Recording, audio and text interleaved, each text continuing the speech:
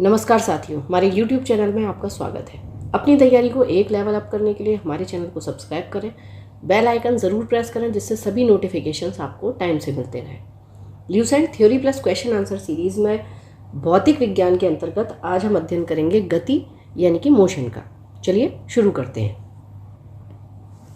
गति अदिश राशि, स्केलर क्वांटिटी, वैसी भौतिक राशि जिनमें केवल परिमाण होता है, दिशा नहीं होती, उसे अदिश राशि कहा जाता है।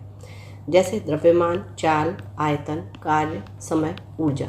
यहाँ से आपका सीधा सीधा क्वेश्चन आता है कि इनमें से कौन सी राशियाँ सदिश हैं या अदिश हैं, या कौन सी सदिश नहीं है या अदिश नहीं है। विद्युत धारा यानी कि करंट, ताप टेम्परेचर, दाब प्रेशर, ये सभी अदिश राशियाँ हैं। सदिश राशि यानी कि वेक्टर क्वांटिटी, वैसी भौतिक राशि जिनमें परिमाण के साथ साथ दिशा भी रहती है और जो योग के निश्चित नियमों के अनुसार जोड़ी जाती है, उन्हें सदिश राशि कहते हैं। जैसे वेग, विस्थापन, बल, त्वरण आदि। ठीक है, तो यहाँ पर क्या है, परिमाण के साथ साथ दिशा का भी होना आवश्यक है। नेक्स्ट है दूरी यानी कि डिस्टेंस। किसी दिए गए समयांतराल में वस्तु द्वारा तय किए गए मार्ग की लंबाई को दूरी कहते हैं। यह एक अदिश राशि है। यह सदैव धनात्मक होती है।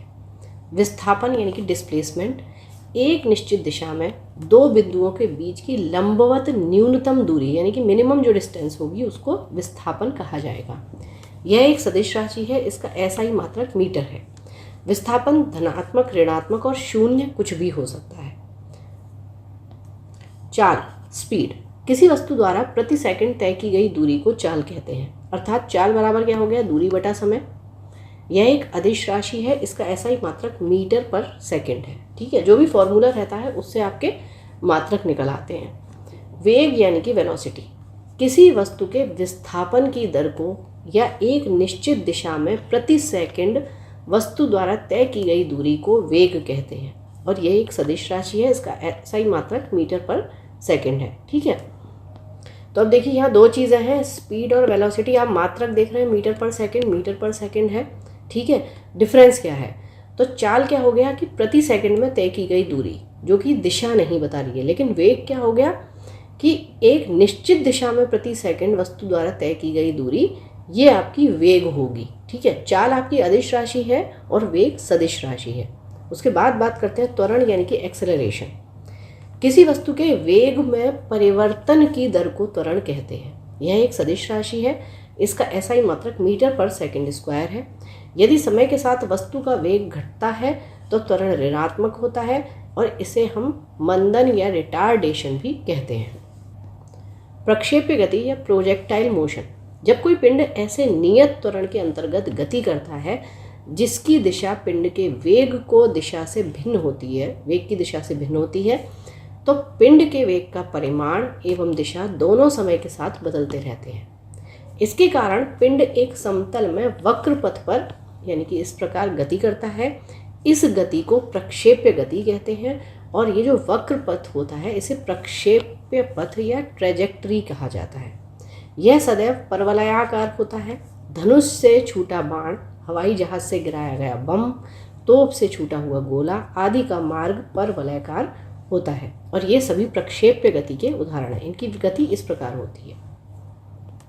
प्रक्षेप्य गति एक द्विविमीय गति है, अर्थात एक समतल में गति है। प्रक्षेप को अधिकतम दूरी तक फेंकने के लिए उसे क्षैतिज से 45 डिग्री के कोण पर ऊपर की ओर प्रक्षेपित करना चाहिए। प्रक्षेपण कोण थीटा एवं 90 - थीटा दोनों के लिए क्षैतिज परास समान होता है। ठीक है, क्षैतिज का मतलब क्या होता है, हॉरिजॉन्टल। प्रक्षेप्य पथ के उच्चतम बिंदु पर वेग एवं त्वरण के बीच 90 डिग्री का कोण बनता है। वृत्तीय गति, सर्कुलर मोशन, जब कोई वस्तु किसी वृत्ताकार मार्ग पर गति करती है तो उसकी गति को वृत्तीय गति कहते हैं। यदि वह एक समान चाल से गति करती है तो उसकी गति को एक समान वृत्तीय गति कहते हैं। वृत्तीय गति एक त्वरित गति होती है क्योंकि वेग की दिशा प्रत्येक बिंदु पर बदल जाती है। ठीक है, और त्वरित गति क्या हो गई, त्वरित यानी कि कहाँ से, त्वरण से आया है आपका, जहाँ पर जो गति परिवर्तन की दर है। डोरी से बंधे हुए एक पत्थर को तेजी से वृत्त में घुमाया जाता है और घुमाने के समय डोरी टूट जाने पर पत्थर स्पर्श रैखिकतः उड़ जाता है। ठीक है, कोणीय गति या एंगुलर वेलोसिटी, वृत्ताकार मार्ग पर गतिशील कण को वृत्त के केंद्र से मिलाने वाली रेखा 1 सेकंड में जितने कोण से घूम जाती है उसे उस कण का कोणीय वेग कहते हैं। ठीक है, ये आपका वृत्ताकार पथ हो गया। अब 1 सेकंड में जितना घूम जाते हैं इसी को कोणीय वेग कहा जाता है। इसे हम किससे प्रदर्शित करते हैं? ओमेगा से, अर्थात ओमेगा इज इक्वल टू हो गया आपका थीटा अपॉन टी। यदि कण 1 सेकंड में n चक्कर लगाता है तो omega is equal to 2πn, क्योंकि एक चक्कर में कण 2π यानी कि 360 डिग्री रेडियन से घूम जाती है। अब यदि वृत्ताकार मार्ग की त्रिज्या r है और कण 1 सेकंड में n चक्कर लगाता है तो उसके द्वारा 1 सेकंड में चली गई दूरी बराबर होगी वृत्त की परिधि into n is equal to 2πrn, और यही उसकी रेखीय चाल यानी कि लीनियर स्पीड होगी। अर्थात small v is equal to 2πrn, v is equal to 2πn into r is equal to omega into r, क्योंकि ओमेगा की वैल्यू क्या हो गई आपकी 2πn। तो रेखीय चाल बराबर क्या हो गया? कोणीय चाल यानी कि ये इंटू त्रिज्या। तो पाई के मान की गणना किसने की थी? सबसे पहले आर्यभट्ट ने। अब बात करते हैं न्यूटन का गति नियम, न्यूटन्स लॉ ऑफ मोशन। भौतिकी के पिता न्यूटन ने सन 1687 में अपनी पुस्तक प्रिंसिपिया में सबसे पहले गति के नियम को प्रतिपादित किया था। न्यूटन का प्रथम गति नियम, Newton's first law of motion, यदि कोई वस्तु विराम अवस्था में है तो वह विराम अवस्था में रहेगी, या यदि वह एक समान चाल से सीधी रेखा में चल रही है तो वो वैसी ही चलती रहेगी जब तक उस पर कोई बाह्य बल लगाकर उसकी वर्तमान अवस्था में परिवर्तन ना किया जाए। ठीक है, तो न्यूटन क्या कह रहे हैं कि अगर जिस एक समान अवस्था में कोई चीज़ चल रही है, सीधी रेखा में चल रही है या विराम अवस्था में है, तो जब तक आप उस पर कोई फोर्स नहीं लगाते, बाहरी बल नहीं लगाते, तब तक वो वैसी ही रहेगी। और प्रथम नियम जो था उसको गैलीलियो का नियम या जड़त्व का नियम भी कहते हैं। बाह्य बल के अभाव में किसी वस्तु की अपनी विरामावस्था या समान गति की अवस्था को बनाए रखने की प्रवृत्ति को जड़त्व कहा जाता है। प्रथम नियम से बल की परिभाषा मिलती है। ठीक है, तो जड़ से आपका जड़त्व आया। ठीक, अच्छा, तो देखिए यहाँ से आपके सीधे सीधे क्वेश्चन आते हैं कि बल की परिभाषा न्यूटन के किस नियम से मिलती है। ठीक है, तो आपके प्रथम नियम से। जड़त्व का सिद्धांत किस नियम में है? प्रथम नियम में है। अब बल की परिभाषा की बात करेंगे तो बल वह बाह्य कारक है जो किसी वस्तु की प्रारंभिक अवस्था में परिवर्तन करता है या परिवर्तन करने की चेष्टा करता है, यानी चेष्टा यानी कि इच्छा। बल एक सदिश राशि है और इसका ऐसा ही मात्रक न्यूटन है। जड़त्व के कुछ उदाहरण जो सीधे सीधे पूछे जाते हैं, ठहरी हुई मोटर या रेलगाड़ी के अचानक चल पड़ने पर उसमें बैठे यात्री पीछे की ओर झुक जाते हैं, ये जड़त्व का उदाहरण है। चलती हुई मोटर कार के अचानक रुकने पर उसमें बैठे हुए यात्री आगे की ओर झुक जाते हैं। कंबल को हाथ से पकड़कर डंडे से पीटने पर धूल के कण झड़कर गिर पड़ते हैं। संवेग या मोमेंटम, किसी वस्तु के द्रव्यमान व वेग के गुणनफल को उस वस्तु का संवेग कहते हैं। अर्थात संवेग वेग गुणा द्रव्यमान, यह एक सदिश राशि है और इसका ऐसा ही मात्रक क्या हो गया? किलोग्राम इंटू मीटर पर सेकंड। वेग का क्या हो गया? मीटर पर सेकंड और द्रव्यमान किलोग्राम। तो यहाँ से इसका फॉर्मूला निकला किलोग्राम इंटू मीटर पर सेकंड।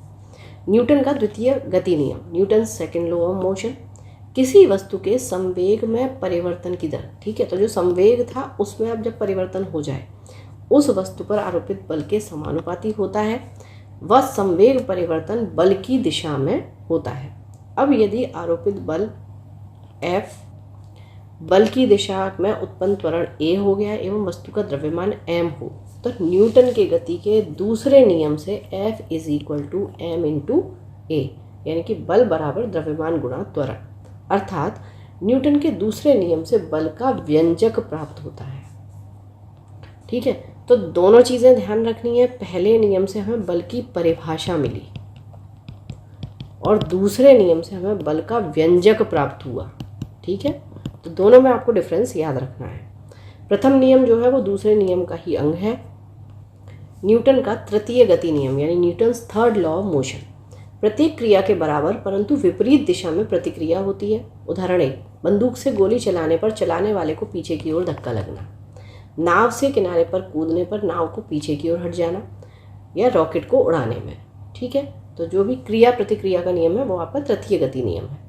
संवेग संरक्षण का सिद्धांत, यदि कणों के किसी समूह या निकाय पर कोई बाह्य बल नहीं लग रहा हो तो उस निकाय का कुल संवेग नियत रहता है, अर्थात टक्कर के पहले और बाद का संवेग बराबर होता है। आवेग या इम्पल्स, जब कोई बड़ा बल किसी वस्तु पर थोड़े समय के लिए कार्य करता है तो बल तथा समय अंतराल के गुणनफल को उस बल का आवेग कहते हैं। आवेग बराबर क्या हो गया, बल गुणा समय अंतराल, यानी कि संवेग में परिवर्तन। आवेग एक सदिश राशि है जिसका मात्रक न्यूटन इंटू सेकेंड है तथा इसकी दिशा वही होती है जो बल की दिशा होती है। अभिकेंद्रीय बल, सेंट्रीपेटल फोर्स, जब कोई वस्तु किसी वृत्ताकार मार्ग पर चलती है तो उस पर एक बल वृत्त के केंद्र की ओर कार्य करता है। इस बल को ही अभिकेंद्रीय बल कहते हैं। ठीक है, जो केंद्र की ओर काम करेगा वो अभिकेंद्रीय। इस बल के अभाव में वस्तु वृत्ताकार मार्ग पर नहीं चल सकती है। यदि कोई m द्रव्यमान का पिंड v चाल से r त्रिज्या के वृत्तीय मार्ग पर चल रहा है तो उस पर कार्यकारी वृत्त के केंद्र की ओर आवश्यक अभिकेंद्रीय बल क्या होगा, F = mv²/r। नेक्स्ट है आपका अपकेंद्रीय सेंट्रीफ्यूगल फोर्स। अजड़त्वीय फ्रेम यानी कि नॉन इनर्शियल फ्रेम में न्यूटन के नियमों को लागू करने के लिए कुछ ऐसे बलों की कल्पना करनी होती है जिन्हें परिवेश में किसी पिंड से संबंधित नहीं किया जा सकता। ये बल छद्म बल या जड़त्वीय बल कहलाते हैं। ठीक है, छद्म यानी कि होता है नकली। अपकेंद्रीय बल एक ऐसा ही जड़त्वीय बल या छद्म बल है। इसकी दिशा अभिकेंद्रीय बल के विपरीत दिशा में होती है। जैसे कपड़ा सुखाने की मशीन, दूध से मक्खन निकालने की मशीन आदि अपकेंद्रीय बल के सिद्धांत पर कार्य करते हैं। और ये क्वेश्चन आपसे सीधे सीधे पूछे जाते हैं कि ये किसके उदाहरण हैं, तो उसमें आपको अभिकेंद्रीय भी दिया होगा और अपकेंद्रीय भी दिया होगा। वृत्तीय पथ पर गतिमान वस्तु पर कार्य करने वाले अभिकेंद्रीय बल की प्रतिक्रिया होती है। जैसे मौत के कुएं में कुएं की दीवार पर मोटरसाइकिल पर अंदर की ओर क्रिया बल लगाती है, जबकि इसकी प्रतिक्रिया पर बल मोटरसाइकिल द्वारा कुएं की दीवार पर बाहर की ओर कार्य करता है। कभी कभी बाहर की ओर कार्य करने वाले इस प्रतिक्रिया बल को भ्रमवश अपकेंद्रीय बल कह दिया जाता है, जो कि बिल्कुल गलत है। बल आघूर्ण मोमेंट ऑफ फोर्स, बल द्वारा एक पिंड को एक अक्ष के परितः घुमाने की प्रवृत्ति को बल आघूर्ण कहते हैं। किसी अक्ष के परितः एक बल का बल आघूर्ण उस बल के परिमाण तथा अक्ष से बल की क्रिया रेखा के बीच की लंबवत दूरी के गुणनफल के बराबर होता है। यानी बल आघूर्ण यानी कि T क्या हो गया, बल इंटू आघूर्ण भुजा। ये एक सदिश राशि हो गई। इसका मात्रक आपका है न्यूटन इंटू मीटर। सरल मशीन सिंपल मशीन्स, यह बल आघूर्ण के सिद्धांत पर कार्य करती हैं। सरल मशीन एक ऐसी युक्ति है जिसमें किसी सुविधाजनक बिंदु पर बल लगाकर किसी अन्य बिंदु पर रखे हुए भार को उठाया जाता है। जैसे उत्तोलक हो गया, गिरनी हो गई, आनत तल हो गया, स्क्रू जैक हो गए, ये सारी चीज़ें। अब उत्तोलक की बात कर लेते हैं। उत्तोलक यानी कि लीवर। उत्तोलक एक सीधी या टेढ़ी दृढ़ छड़ होती है जो किसी निश्चित बिंदु के चारों ओर स्वतंत्रतापूर्वक घूम सकती है। उत्तोलक में 3 बिंदु होते हैं। पहला है आलम्ब या फुलक्रम। जिस निश्चित बिंदु के चारों ओर उत्तोलक की छड़ स्वतंत्रतापूर्वक घूम सकती है उसे आलम्ब कहते हैं। आयास यानी कि एफर्ट, उत्तोलक को उपयोग में लाने के लिए उस पर जो बल लगाया जाता है उसे आयास कहा जाता है। भार यानी कि लोड, उत्तोलक के द्वारा जो बोझ उठाया जाता है अथवा जो रुकावट हटाई जाती है उसे भार कहते हैं। अब उत्तोलक कितने प्रकार का होता है? 3 प्रकार का। प्रथम श्रेणी का उत्तोलक, इस वर्ग के उत्तोलकों में आलम्ब F, आयास E तथा भार W के बीच में स्थित होता है। इस प्रकार के उत्तोलकों में यांत्रिक लाभ 1 से अधिक, 1 के बराबर तथा 1 से कम भी हो सकता है। अच्छा, अब इसके उदाहरण: कैंची, प्लास, सिंडासी, कील उखाड़ने की मशीन, शीश झूला, साइकिल का ब्रेक, हैंडपम्प। इस तरीके के जो भी आपके वो कह सकते हैं एपरेटस होते हैं तो वो आपके प्रथम श्रेणी के उत्तोलक में आते हैं। कैंची हो गई, प्लास हो गया, संडासी हो गई, ये सारी चीज़ें। अब द्वितीय श्रेणी के उत्तोलक की बात करेंगे तो इसमें क्या हुआ, इस वर्ग के उत्तोलक में आलम्ब व आयास के बीच में भार होता है। ठीक है, इस प्रकार के उत्तोलकों में यांत्रिक लाभ सदैव 1 से अधिक होता है। इसके उदाहरण क्या होगा? सरौता। ठीक है, सरौते के बीच में भार होता है जहाँ पर हम अचार को काटने के लिए जो भी आम वगैरह रखते हैं, नींबू निचोड़ने की मशीन, ठीक है, एक पहिए की कूड़ा ढोने की गाड़ी आदि। ठीक, तो आपसे सीधा सीधा पूछा जा सकता है कि ये जैसे कैंची है तो वो किस प्रकार का उत्तोलक है, प्रथम, द्वितीय या तृतीय श्रेणी। ठीक है, नींबू निचोड़ने की मशीन किस प्रकार का है, इस तरीके से क्वेश्चंस बनते हैं। तृतीय श्रेणी का उत्तोलक, इस वर्ग के उत्तोलकों में आलम्ब F भार W के बीच में आयास होता है। इसका यांत्रिक लाभ सदैव 1 से कम होता है। उदाहरण हो गया चिमटा, मनुष्य का हाथ आदि। गुरुत्व केंद्र यानी कि सेंटर ऑफ ग्रेविटी, किसी वस्तु का गुरुत्व केंद्र वह बिंदु है जहां वस्तु का समस्त भार कार्य करता है। चाहे वस्तु जिस स्थिति में रखी जाए, वस्तु का भार गुरुत्व केंद्र से ठीक नीचे की ओर कार्य करता है। अतः गुरुत्व केंद्र पर वस्तु के भार के बराबर ऊपरी मुखी बल लगाकर हम वस्तु को संतुलित रख सकते हैं। अब संतुलन के प्रकार की बात करेंगे तो 3 प्रकार के होते हैं, स्थायी, अस्थायी और उदासीन।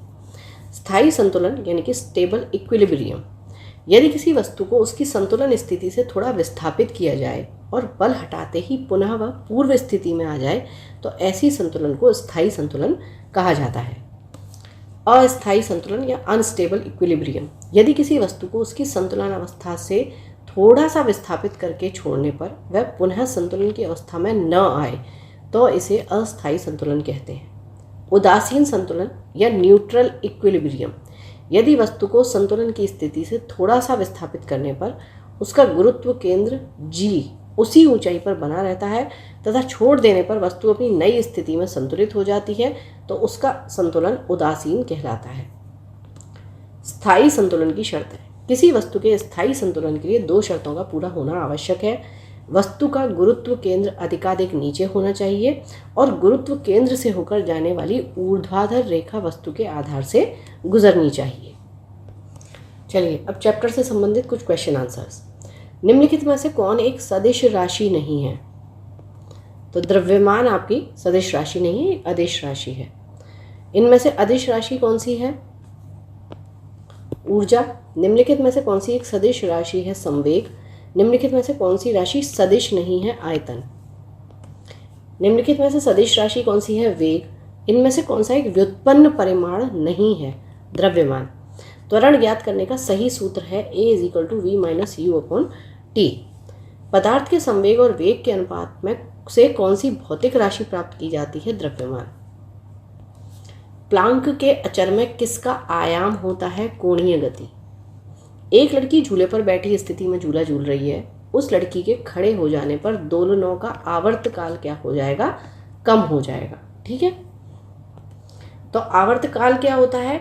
जैसे लड़की ये झूला झूल रही है, अब ये आगे पीछे जा रही होगी तो इस आगे पीछे जाने में जो उसको समय लगेगा तो वो उसका टाइम जो है वो कम हो जाएगा। तो एक दोलन को पूर्ण करने में जो समय लगता है उसको हम आवर्तकाल कहते हैं, यानी कि यहाँ से यहाँ तक जाने में जो उसको समय लग रहा है वो आवर्तकाल होता है। तो धीरे धीरे क्या होगा, जब वो खड़ी हो जाती है तो ये कम हो जाएगा।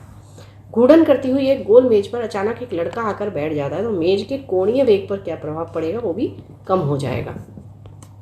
यदि किसी चलती हुई वस्तु के वेग को 2 गुना कर दिया जाए तो उसका या उसकी गतिज ऊर्जा जो है वो 4 गुनी हो जाती है। ठीक है, देखिए ये कैसे होता है। गतिज ऊर्जा बराबर ½ mv²।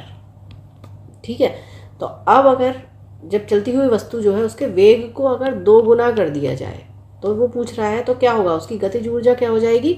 गतिज ऊर्जा उसकी 4 गुनी हो जाएगी, 2 दूनी 4।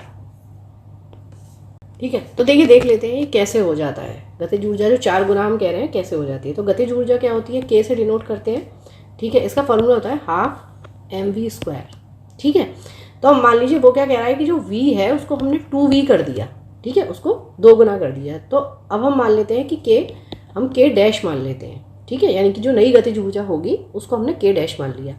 ठीक, अच्छा, अगर आपने वेग को उसको दुगना किया है तो क्या द्रव्यमान पे कोई असर पड़ता है? तो द्रव्यमान पे कोई असर नहीं होता है। तो ये आपका ½ m ही रहा और यहाँ पर आपका हो गया 2v²।